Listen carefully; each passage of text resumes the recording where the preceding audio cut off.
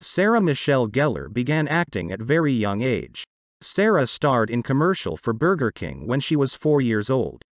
According to legend, an advertising agent accidentally saw future actress at the moment of visiting Burger King.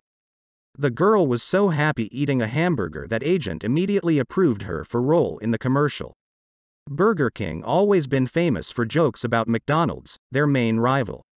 This commercial included mockery too. Young Sarah not only ate burgers, but also said that McDonald's put less meat in their burgers. McDonald's would not accept such abuse and went to court. The case was so loud that the press even gave it the name, Burger Wars. Sarah Michelle was a witness in that case, which added popularity to her, because now she flashed not only in commercial, but also in the news and newspapers. This will of chance helped to start her career as an actress. Sarah was immediately flooded with hundreds of advertising proposals, and her mother began to take her to various movie castings. Sarah Michelle's first role was in the TV film, An Invasion of Privacy in 1983. There followed a few commercials and small roles in TV movies and TV series. A breakthrough for the actress was the role in the popular soap opera, All My Children. This is one of the longest-running series on American television. The first episode was released in 1970 and the last one in 2011. Sarah Michelle joined the project in 1992 and stayed in series until 1995. There is one scandal associated with Gellar's departure from the project. Actress Susan LUCCI, the lead star of the soap opera, had been nominated for an Emmy for her role in All My Children for 17 years, but never managed to get an award. In 1995, Sarah Michelle Gellar won an Emmy for her role on the same show. Susan LUCCI deeply offended by the young actress and did everything possible to push Gellar out of the TV series. And she succeeded. Gellar herself is no longer offended by a colleague. Sarah's career was gaining speed and the prestigious award gave an extra boost to her career, and the soap opera could delay the promising actress for another 10 years and bury her on television in a cheap TV series. And Susan LUCCI did get the coveted award in 1999 after 21 years of waiting. Well, the career of Sarah Michelle Gellar flew up sharply in 1997. With her participation there were released 4 films. Comedy, Beverly Hills Family Robinson, released immediately on television and did not give big bonuses to the actress. But 2 successful slashers helped Sarah Michelle to write her name in the list of the most promising young actresses. After crazy success movie Scream at the box office, all the Hollywood studios wanted the same, and started stamping slashers with double speed. Due to the fact that the characters in these movies wasted more often than in Game of Thrones, it took a decent number of young actors. Because of this, in the second half of the 90s in Hollywood, appeared a lot of young actors, but most of them did not go beyond the role in single film. But Sarah was lucky with the choice of projects. Without any hesitation she signed on for Scream 2 for the supporting role and in I Know What You Did Last Summer for the lead role. Both films were big hits at the box office, teenagers filled theaters, and the studios did not have time to count money. And the cast of I Know What You Did Last Summer is still considered the best of all slashers. The film itself gave a good start to all the actors, but in the same year, Sarah Michelle pulled out another trump card. It was Buffy the Vampire Slayer. The series was directed by the then unknown Joss Whedon, the plot based on the original film released in 1992, for which Whedon wrote screenplay. The full-length film wasn't a big hit at the box office, but it earned its budget and became more popular with release on VHS. Whedon wanted to produce a TV series for a long time, but could not find funding, because he was an unknown screenwriter. After success of Toy Story, for which Whedon also wrote the script, he was noticed and the studio allocated money for the pilot episode. During Buffy's pre-production there was another lucky chance for Gellar. Sarah Michelle originally auditioned for the role of Cordelia Chase, and Carpenter was supposed to play Buffy. But at the last minute, Joss Whedon switched roles. Buffy became a big hit. The series was broadcast worldwide and the increasing ratings allowed the show to go on for 7 seasons, get a spin-off and a sequel in the form of a comic book. The Buffy series won a Saturn Award and Sarah Michelle Gellar was nominated for a Golden Globe. In between seasons of Buffy, Sarah Michelle tried her hand at big movies. In 1999, melodrama Simply Irresistible was released. The film made a bad box office and low rating from critics. But in the same year, Gellar had a great success with The Cruel Intentions. The film based on the French novel written in 1792, and in 1988 the novel has already been adapted by Stephen Frears. In it starred Glenn Close, John Malkovich and Michelle Pfeiffer. The film had incredible success and won 3 Academy Awards. For a long time, Hollywood studios wanted to squeeze some more money out of this story, but didn't know how. Until they decided to bring the action to the present days. Despite the fact that the film was given an adult rating by insistence of producers, that didn't stop Cruel Intentions from being a big hit and making $75 million on a budget of 10. This time the American Academy Awards bypassed Cruel Intentions, but film triumphed at the MTV Movie Awards. The movie received 5 nominations and 2 awards, which one went to Gellar for Best Actress and second for Best Kiss between Gellar and Selma Blair. In 2002, Sarah Michelle Gellar starred alongside her husband, Freddie Prinze, in the movie Scooby-Doo. Prinze did not share wife's optimism about the future of the film and did not want to star in it.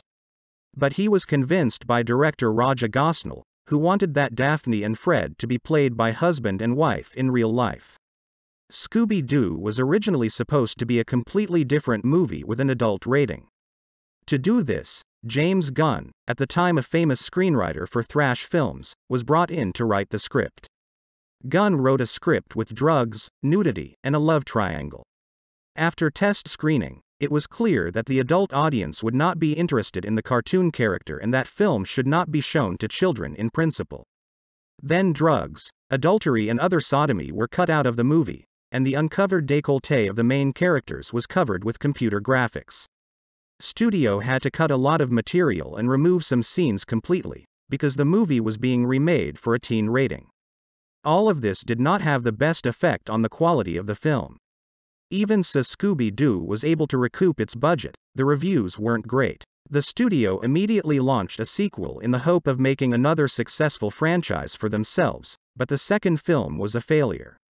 Scooby-Doo 2 was filmed with an emphasis on the children's audience. Because of this, the film has become a colorful circus with a frankly weak plot. If critics accepted the first part favorably, the second part was trashed. The film was scolded by everyone. And in the end, critics threw in it a Golden Raspberry Award for Worst Sequel. At the box office, Scooby-Doo 2 made only $181 million on a budget of $80. Warner immediately cancelled all plans for franchise. In the early noughties there was another evolution in the horror genre, which the slashers were replaced by films about awakened ancient evil. Most of the time this evil awoke in Japan first, and then came to unsuspecting Americans. The Ring was excellent at the box office, and after that many Hollywood studios began to buy up the rights to various remakes. This was the story of The Grudge with Sarah Michelle Gellar. In addition to buying the rights to the remake, studio invited Takashi Shimizu, the director of the original film. To avoid unnecessary delays with the ratings committee, which is constantly not satisfied something, the studio prepared 2 versions of the film. In the end, producers decided to release a less violent version for a wider audience. And the studio did not go wrong. With a budget of $10 million, The Grudge had gathered $39 million in the first weekend already. The studio immediately launched the production of a sequel, and the total receipts of the film exceeded $180 million. The sequel was released 2 years later. Despite the fact that the film was advertised with statements about Gellar's participation in the title role, it later turned out that this was not the case. Her character pretty quickly said goodbye to the audience almost at the beginning of the film. Gellar was not initially interested in a sequel, as its filming was not planned, at least so quickly, and the actress received an offer to star in Southland Tales directed by Richard Kelly. Kelly was an up-and-coming but promising director after Donnie Darko. Although film failed at the box office, it quickly gained cult status with its release on DVD and launched the career of Jake Gyllenhaal. Richard Kelly was immediately named Hollywood's main talent, and a check was written to shooting next film with Sarah Michelle Gellar, Dwayne "Rock" Johnson and Sean William Scott. The film turned out to be controversial. But producers felt that perhaps they just didn't get it right, as the film turned out to be incredibly brilliant, and sent Southland Tales to the Cannes Film Festival. Kelly didn't have time to finish the film completely before the festival, and it was shown in raw form with unfinished special effects. Probably because of that, nobody understood the film at Cannes either, and the critics met it extremely coldly. Initially, Universal was to distribute the film, but the company, seeing the potential failure, quickly sold Southland Tales to Sony. Kelly persuaded the studio to give him money to refine the special effects, but in exchange he had to cut length of film. At the box office, Southland Tales was a disaster. On a budget of $17 million, the film grossed only $370,000. This can be put down to limited box office, but audience ratings in the range of 3 out of 10 indicate that with even more screens, the film would not have been able to recoup itself. Southland Tales dealt a big blow to all people involved in its creation. Director Richard Kelly followed it up with the failure of the box movie and finally dissolved into oblivion.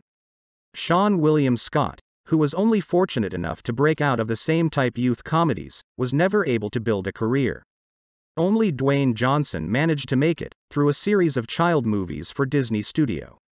Next, Sarah Michelle Gellar starred in 2 failed films, which went straight to DVD, and going to conquer television. Hope for Salvation for Gellar appeared in 2009. Then was released Veronica Decides to Die, based on the novel by Paulo Coelho. At that movie everyone put high expectations. The same hopes were pinned on it by Gellar. But Veronica Decides to Die in box office, with modest budget of $9 million, film failed to recoup it. In these years, the only relative success of actress can be called a TV movie, The Wonderful Maladies, in 2010. Relative, because the film was made for television. Successful because the film received good reviews and even launched the career of Adam Driver. But while a TV film for an aspiring actor can be a ticket to a big movie, but for a big star this is already the beginning of the end.